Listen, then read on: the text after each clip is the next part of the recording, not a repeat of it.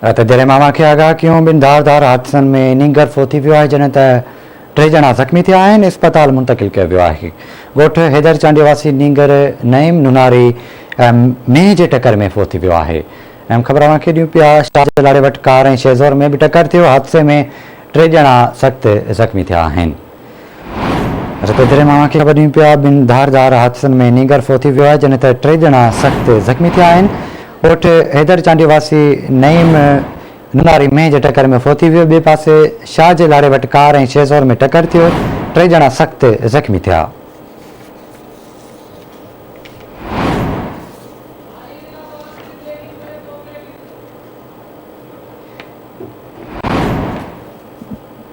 रते देरे मामा खे आगाह कयूं पिया ॿिनि धारदार हादसनि में नींगर फोती वियो आहे। 3 ॼणा सख़्त ज़ख़्मी आहिनि। तफ़सील वठंदासीं पहलवान जोयो खां। पहलवान आगाह कजो।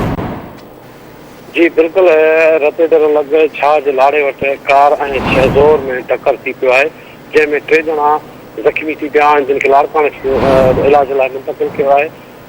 ज़ख़्मियुनि में जेको आहे सो कार सवार हाजी अब्दुल्ला बिरोही, नसीरुद्दीन बिरोही, असलम बिरोही, इहे जेके ॻोठ अब्दुल रशीद बिरोही जा रवासी ॿुधाया पिया आहिनि। जॾहिं त शेज़ोर जो ड्राइवर मुश्ताक पुट गुलाम मुस्तफ़ा अफज़ल सख़्तु ज़ख़्मी थी पियो आहे। जॾहिं त हिकिड़ो ॿियो वाक़ियो मां तव्हांखे ॿुधायां रते दर लॻ हैदर चांडिया ॻोठ 10 वरनि जो नींगर नईम पुट अब्दुल गफूर नुनारी में जे टकर में पहुची है। जी ठीक है पहलवान, वरी मेहरबानी अवां जी तफ़सील खां रखण लाइ।